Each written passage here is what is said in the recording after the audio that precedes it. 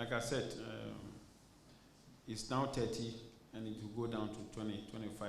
These are the reasons, COVID, injuries and all that. And once we have this squad, I believe that if anybody, for instance, Partey situation is not, it's not conclusive. So we cannot speak, but before they all get here, we will know and the number. So thank you for your question, and we are aware of and to let you know that we are aware of the situation. Okay. Thank you. These maybe I will let Henry answer this question, but the last couple of matches we've played, it has always been in Cape Coast, and there's a reason for that. Maybe Henry Asante will be able to answer that. Well, to add to that, let me tell you that the FA needs to send information on venues available to CAF and FIFA for approval. This time round, we sent 3 venues to CAF, Accra Sports Stadium, Cape Coast, and then Tamale. Unfortunately, Tamale was not approved. They approved Accra and Cape Coast. Now, the current situation at the Accra Sports Stadium is not the best, especially the pitch. So there was a decision for us to pick one out of the 2. Now, once the pitch at the Accra Sports Stadium is not in good condition, and we are not sure if it can be fixed from now until the time we play the match, the only decision left was to go to Cape Coast. So we've communicated that to CAF, and it's been approved. So administratively, yes, sometimes you need to speak to the technical team, and you also need to seek their approval. But the situation we find ourselves, there is no other option but to go to Cape Coast, and that's why we are playing in Cape Coast. Let's not also forget that Cape Coast has been very, very friendly to the team. We played South Africa in Cape Coast. We won 2-0. C.K was then the assistant under Kosiapia. Then we played, I think, Sudan, and then we won 2-0 again.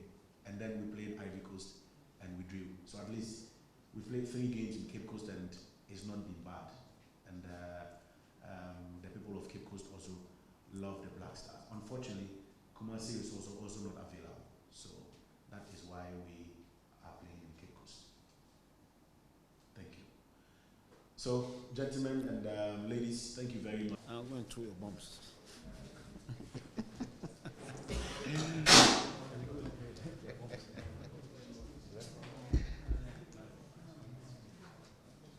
Sometimes maybe you might not understand. Somebody like Barnieh, you will see him as a striker. Barnieh can play a whole lot of positions, and so I don't play them out of position. Barnieh can be a midfielder, a number 8. He could be a 10, a second striker, which he's doing with Hearts of Oak, and so it depends on how you see it.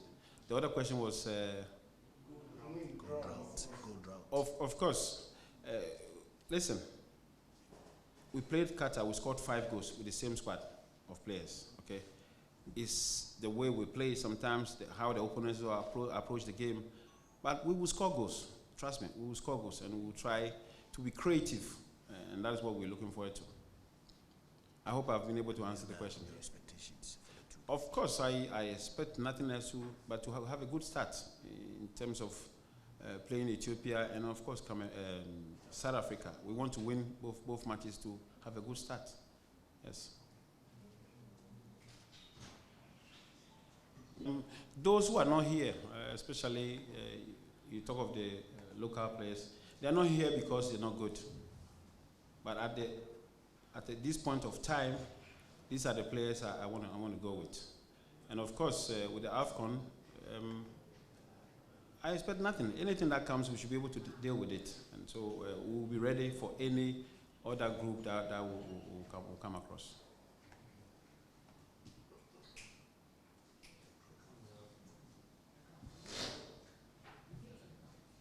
My name is Igor King. Of course, Salifu,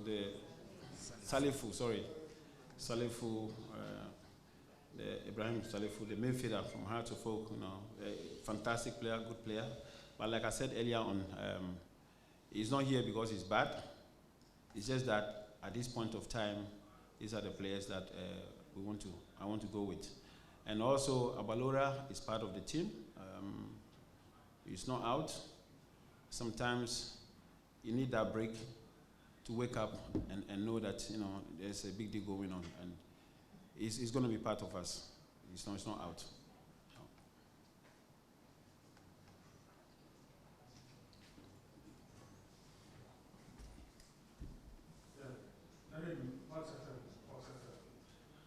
For you need to be in a team that you'll be regular, actively playing. We try as much as we can, at the technical team to look all over, to look for the players. Like, for instance, now we have Kelvin Yeboah in the squad. I'm sure his name is new to everybody, and so that's what we do. Once we know this can be of good help to us, we bring him on board and then see. So we continue to do that. The other question was the first one. Players who didn't under the previous. Okay, of course. That's why we have a provisional list. I mean, Kamal Dean was invited the other day. He was not able to come. I mean, sometimes we also need to understand these guys. And today he's called up again. Tariq came in. There was a little bit of misunderstanding, but I think we need these boys just like they also need us, and sometimes it is like that. But I believe they will come in the right moment. We've had a lot of discussion about our issues, attitude, and all that. We believe they will come at the appropriate time, right time, and join the squad so we can prepare very well.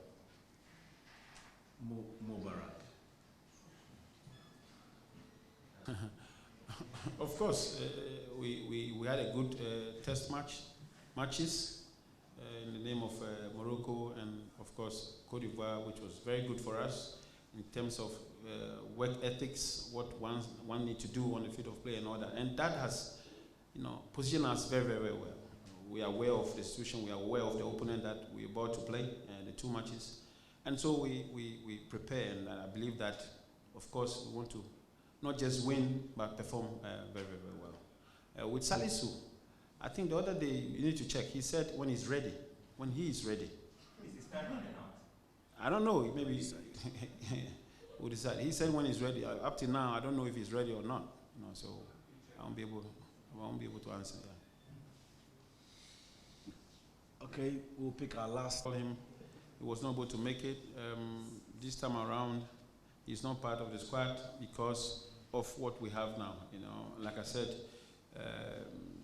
those who are part of the team and are not here, not because they are bad players or anything, but sometimes we look at what we want to do and how we want to play, and sometimes we look at it and then we pick out of the players.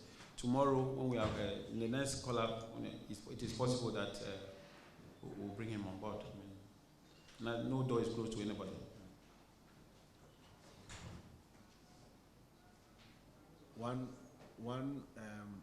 Is that Amuzu? Yeah. Okay.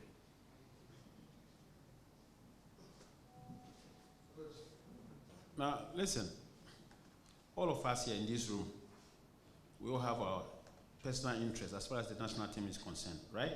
If I ask you right now, ask the next person sitting to you, he will come out with certain figures, players, name of players, that will be different from, but your interest is for Ghana to win. Is that not so? Okay, I have the same, you understand me? The same interest. I want Ghana to win, and sometimes the final decisions comes from me, and of course with my technical team. The fact that they are not here, I've seen Afutu, the names, they are all part of, we've seen them. But at this moment, this is the squad. And don't forget, I said it's a provisional squad. We will reduce, the number will go down to 25. Thank you. This last two. I'm happy you made mention of this. Listen, I spoke to the captain, was it yesterday? Yeah, yesterday. And measures has been taking place. The FA has taken over about these issues. The players are aware. The last time they came here, a very intensive meeting. Code of conduct and everything, has been part of it. They are aware. If you fail to do it, it will be your own problem. The captain even reminded me of how he's spoken to the players. They must show this time. It's not the AFCON. It's not a qualifier for AFCON. It's the World Cup. We want to get there, and therefore, it's meant that we all have to behave well, including the technical team and everybody.